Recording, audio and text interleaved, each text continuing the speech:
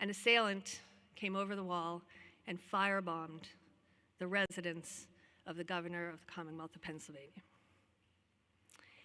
And the next morning, very early, Governor Shapiro appeared at a microphone, and he talked as a father, as a husband, and as a citizen in ways that were incredibly moving to many people.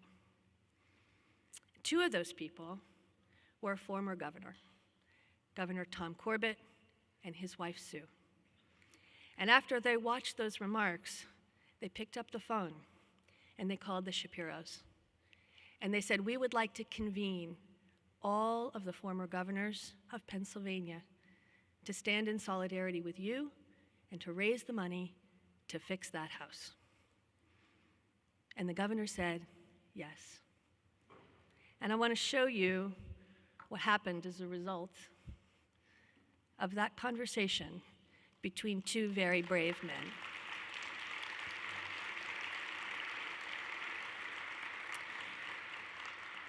For those of you who are not familiar with Pennsylvania politics, you may not realize all of the people in that photograph, but they are the family of Governor Thornburgh, the family of Governor Casey, Governor Ridge, Governor Schweiker, Governor Rendell, Governor Corbett, Governor Wolf.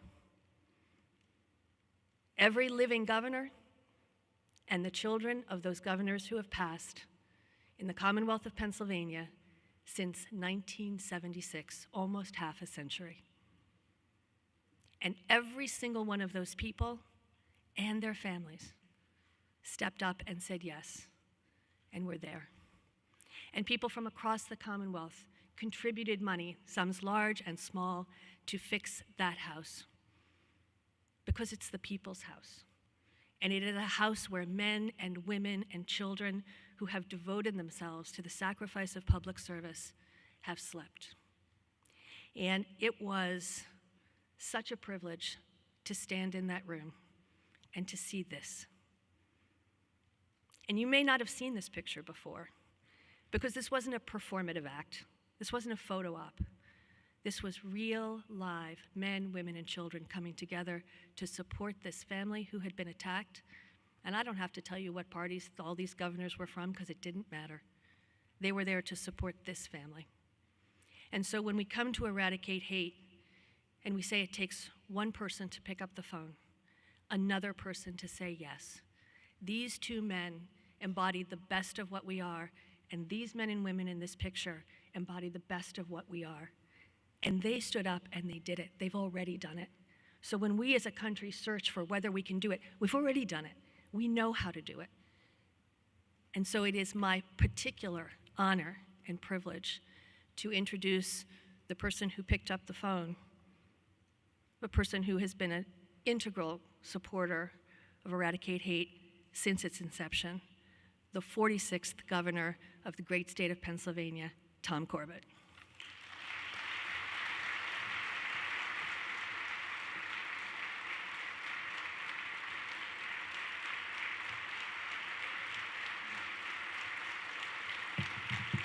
Good morning. Good morning. Oh, yes, you are out there. Well, I want to thank you all for being here and welcome you to Pittsburgh. As a former governor of Pennsylvania, and I always love to welcome everybody to Pittsburgh. And thank you for attending what is a very important conference. Throughout my career, I have seen, unfortunately, too many acts of hate-fueled violence. One word, though, continually comes to my mind when I hear or see on television that violence. Enough. Enough. When is this going to stop? Preventing hate-fueled violence is not a partisan issue. It is one that requires all of us around this country and around the world to work together. And events such as Eradicate Hate show that there is a real desire to forge a lasting change. Progress is possible if we do come together. As a former governor, but more importantly, as a citizen, a husband, a father, and a grandfather of 6, I want to thank you again for your efforts over these last 5 years to educate in the ways of addressing and hopefully preventing that violence. Unfortunately, though, as we have seen in Utah and in Harrisburg, much more work is still ahead of us. I am a lifelong Republican, and our keynote speaker is a lifelong Democrat. We have both traveled a similar political path. And I'm pretty sure there are many issues which we agree on and disagree on. But clearly, efforts to end hate-fueled violence is one upon which we both strongly agree.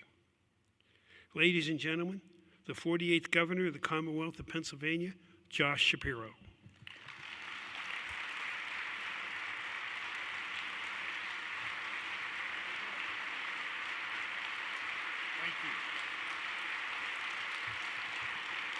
Thank you.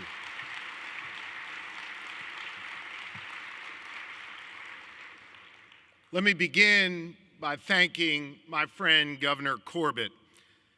You know, my family and I feel blessed to call the governor's residence in Harrisburg home. I know that Governor Corbett and Susan, well, I know they uniquely appreciate what an honor it is to be able to live there. Not only as governor, but with your family, with your children, with your grandchildren, and of course with your dogs. I believe as governors, we have a responsibility to take up the baton from those who came before us and carry it forward, to run a few more miles, to make our mark, and to leave this place we love just a little bit better than the way we found it. To further William Penn's vision from the 1680s that this, Pennsylvania, would be a place that would be warm and welcoming to all people, grounded in the freedom of religious expression, grounded in the freedom of speech. A place that no matter what you look like, where you come from, who you love or who you pray to, a place that you can call home. The governor's residence in Harrisburg is a physical embodiment of that commitment to carry on the legacy of this great Commonwealth and to move us forward. But on the night of April 13th, that governor's residence came under attack, as did our family. I woke up to a bang on the door. It was a state trooper telling us that there was a fire and we needed to evacuate immediately. Lori and I got up, grabbed our children, our dogs, our cousins, and all the nieces and nephews who were there and made our way out to safety. We ran out of the home as first responders ran in. Just hours before, we had gathered in the state dining room for our Seder to celebrate the first night of Passover in the very room that the arsonist broke into and set on fire.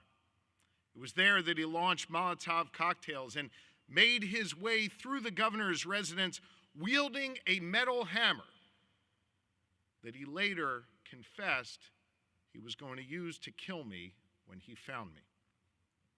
Not only was my safety threatened, but my wife, our children, members of our extended family were all at risk.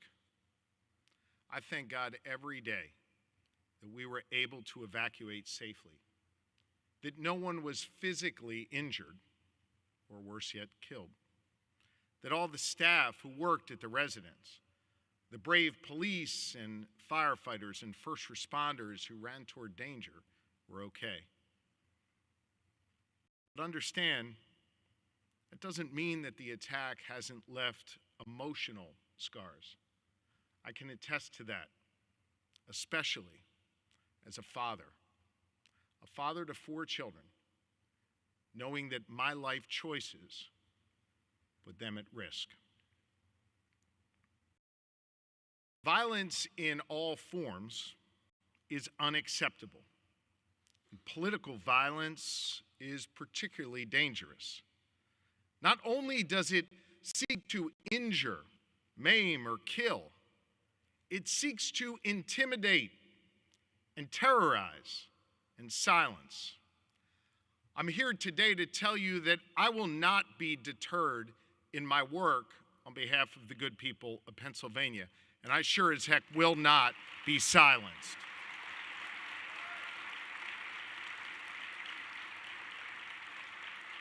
But understand that political violence doesn't only affect those who are directly targeted or their loved ones.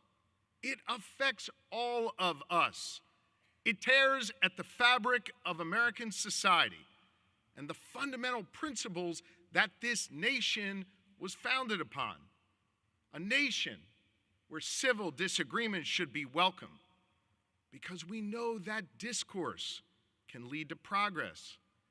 That is how we perfect our union. And that is what we've done over the last 2.5 centuries. We understand that when you hear speech you disagree with, the answer to that is more speech, not violence. Our democracy, well, it is stronger when more Americans participate in it and can make their voices heard. But unfortunately, political violence and the hate that fuels it has become far too common in our society.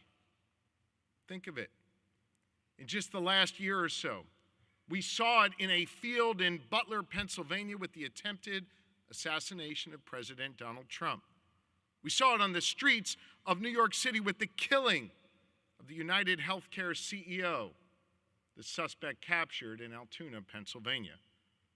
We saw it in the middle of the night in suburban Minnesota when an assassin took the life of Melissa Hortman, the former Speaker of their state house, and her husband, Mark. And yes, we saw it last week in Utah with the assassination of Charlie Kirk. Different places, different people, different perspectives, but one common thread: people using violence to settle political differences. Hear me on this. Leaders have a responsibility to speak and act with moral.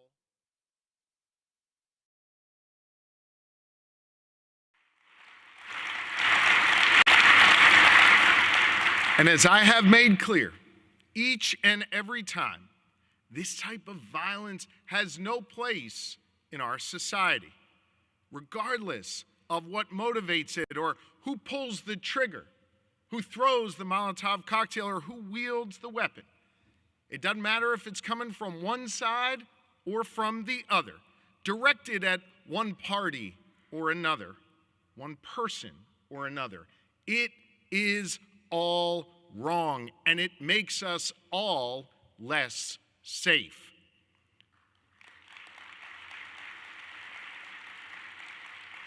During moments like this, I believe we have a responsibility to be clear and unequivocal in calling out all forms of political violence and making clear it is all wrong. That shouldn't be hard to do. Unfortunately, some, from the dark corners of the internet all the way to the Oval Office, want to cherry pick which instances of political violence they want to condemn. Listen, doing that only further divides us, and it makes it harder to heal. There are some who will hear that selective condemnation and take it as a permission slip to commit more violence, so long as it suits their narrative or only targets the other side. Sadly, we've even seen some on the internet openly celebrate political violence or issue calls for revenge in the wake of it. Giving violence a pass or justifying it or looking the other way, it only deepens the divide. Let me be clear, violence is never okay, regardless of the motivation. Violence is never the answer. And we cannot allow violence to be used as a pretext for more violence. We must reject the rhetoric of vengeance and instead focus, as you are today, on the work of healing. We need to create more opportunities for peaceful and respectful dialogue, respecting each other's fundamental rights as Americans. Censorship, using the long arm of government to silence people, to silence businesses and nonprofits and restrict their right to free speech, well, that will not solve this problem. Prosecuting constitutionally protected speech will only further erode our freedoms and deepen the mistrust. That is un-American. There is a better way.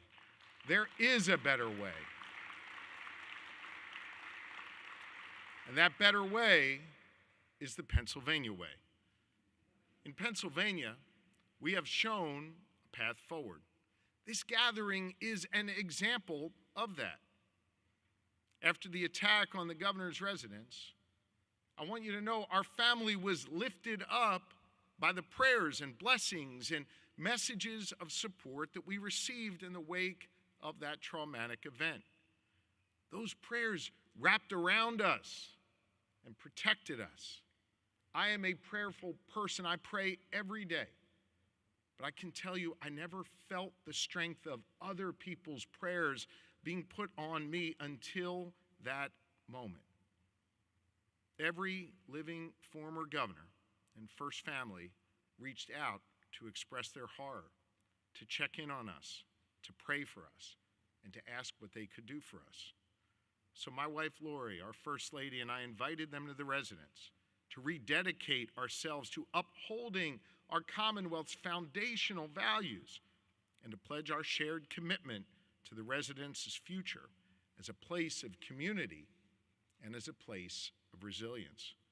Governors Wolf and Corbett, Rendell, Schweiker, and Ridge, they were all there with our former First Ladies, as were members of the Thornburg and Casey families. You know who else was there? Laura Ellsworth was there, the co-founder of this summit. She asked me that evening to be here with all of you today, and I'm grateful for this invitation to speak to you, and I'm thankful to her for her strength and her leadership. More than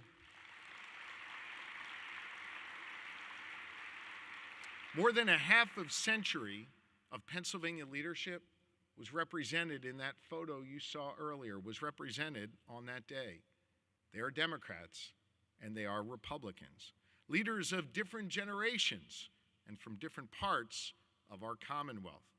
But they were united in speaking and acting with moral clarity, making clear that hatred and violence has no place here in Pennsylvania. Pennsylvania leaders from different parties speaking with one voice to reject the dark cycle of violence and instead bring light. We'll never know, but perhaps the words they shared, the mere fact that they gathered together, stopped other hate-filled or hate-inspired actions and brought down the temperature of a nervous Commonwealth. In the words of William Penn, we were an example to the nations, one that I think would make William Penn quite proud. But it's not just former governors or first families who showed us the way. It was the people of Pennsylvania who did that work. I want to share one such story with all of you. After the attack, our children wanted to do something for the firefighters who rushed in toward danger as we left towards safety. They wanted to make them a meal and be able to thank them for what they did.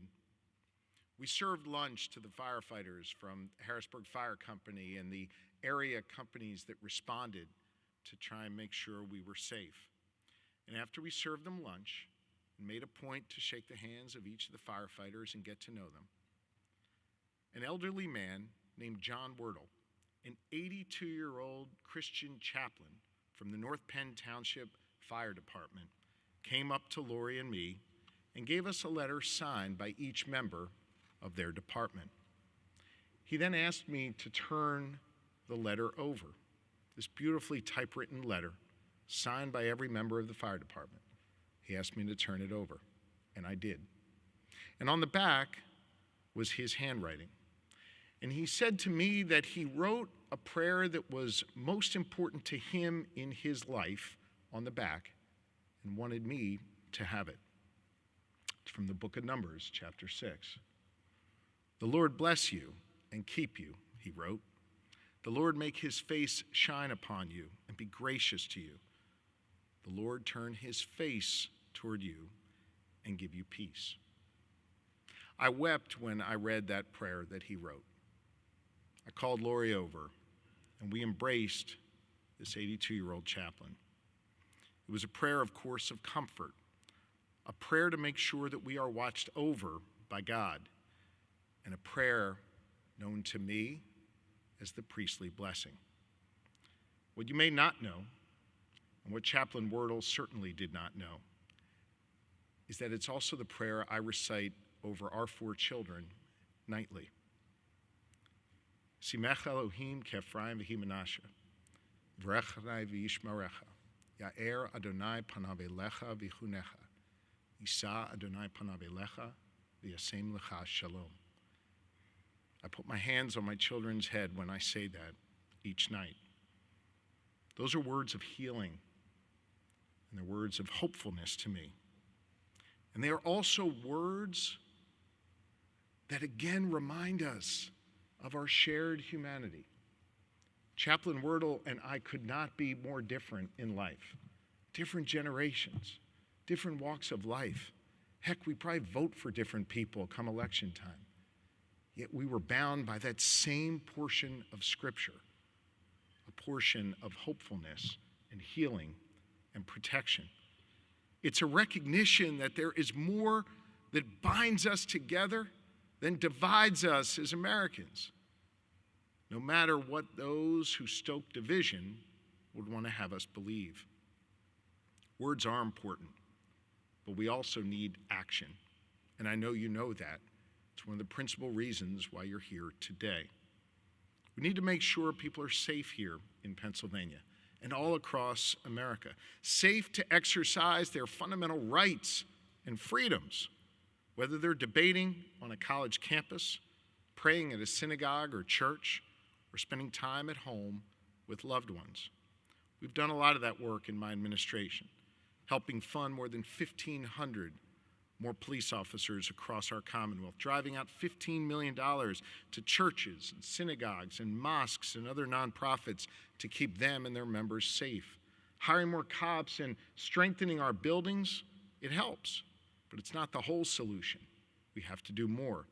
We need to address the hate that is spreading online and give our children the tools to be able to address it. I want you to know as parents, this is especially important to Lori and me. In fact, Lori had the idea of asking the Pennsylvania Department of Education to create a digital literacy toolkit that teachers and parents can use to help our children navigate online. I don't care whether our kids take a position on the political left or on the political right, but I do care that they're able to discern fact from fiction online.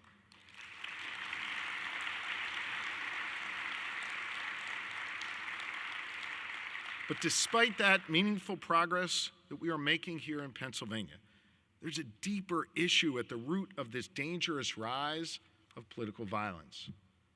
Too many people don't believe that our institutions and the people in them can solve problems anymore.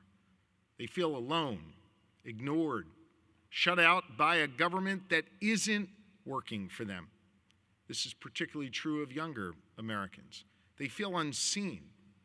They feel unheard. They feel unheard in the halls of government. They feel unheard in our elections, in the media, in our nonprofits, our businesses, and within the law. Frustrated by a lack of progress and consumed by this feeling of hopelessness, they find refuge, often in the dark corners of the internet, where righteous frustration is taken advantage of and used to foment hate. It leads to a belief among some that the only way they can address their problems is through violence. They find online those who glorify violence and urge it on. What starts with cowardice keystrokes too often ends up with a trigger being pulled in our communities. That is dangerous for our democracy, and we need to turn the tide. This conference helps. The work you do matters. I so appreciate people like Laura and my friend Chancellor Mark Nordenberg, who do this work not just during a conference, but every single day of the year. I think it is also in those governmental institutions, well, that people feel that they are being responded to, that their real problems and their real frustrations are being addressed, and that they see a government that is working to solve the real challenges that they face. As leaders in this Commonwealth and across the country, I think we need to listen more, and we need to act faster. We must get stuff done and restore people's faith that government can be a force for good in their lives. That's what we're trying to do here in Pennsylvania. Let me just give you a few concrete examples. Follow me on this. We're processing permits and licenses faster than ever before. We're getting people answers quicker. We're making historic investments in education. We're delivering free breakfast so kids don't have to learn on empty stomachs, delivering mental health supports for our school children. We're giving kids access to VOTEC classes at a rate never seen before. We're creating economic opportunity on our main streets all the way out to our farmlands. We're building a government that works for Pennsylvanians and gets stuff done. I think this is part of the critical work we need to do right now to show that it can work. Now listen, I realize getting your permit isn't going to end violence, but hear me on this.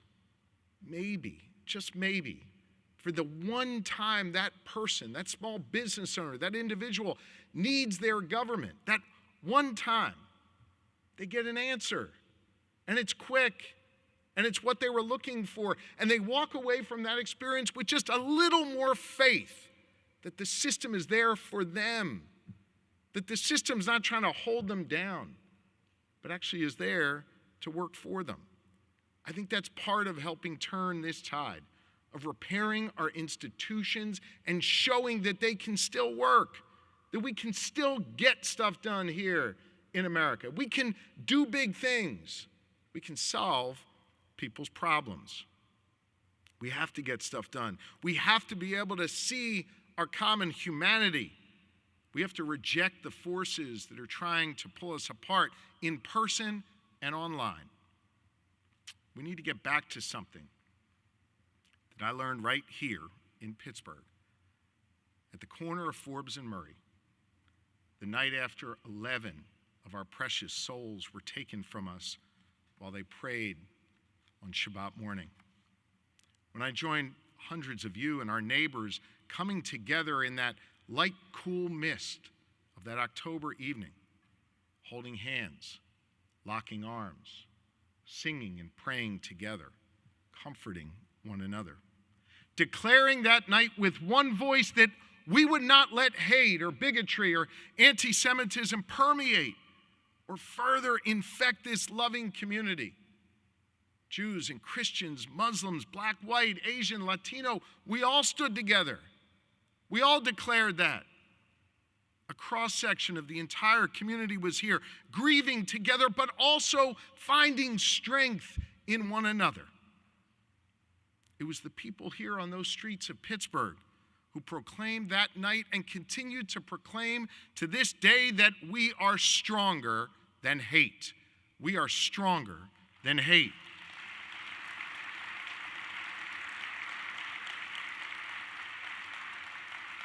I believe that that feeling is not something that is reserved to Yinzers or those of us from across Pennsylvania. I believe that in America, we are stronger than hate. But I also believe in America that this work doesn't just fall to others. It falls to each and every one of us.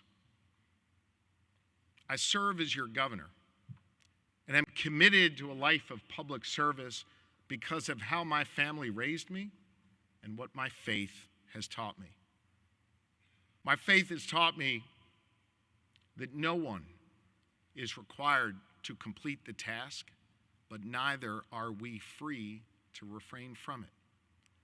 That means that each of us has a responsibility to get off the sidelines, get in the game, and do our part. I know you understand that. I know you feel that as well. One of our former neighbors in this community understood it as well when Fred Rogers once famously said, "Look for the helpers." I look around this room and I see all of you, the ones who show up, the ones who speak up, and the ones who stand up to hate. You are showing all of us here in Pittsburgh, throughout Pennsylvania, and throughout the United States, you are showing us the way. You are those helpers that Mr. Rogers spoke about. And I know that working together, we're going to heal this nation. We're going to heal this world. We're going to address political violence. And I know that brighter days are ahead for our Commonwealth and our country, thanks to all of you. May God bless you, and may God bless this wonderful Commonwealth and country. Thank you very, very much. Thank you. Thank you. Thank you.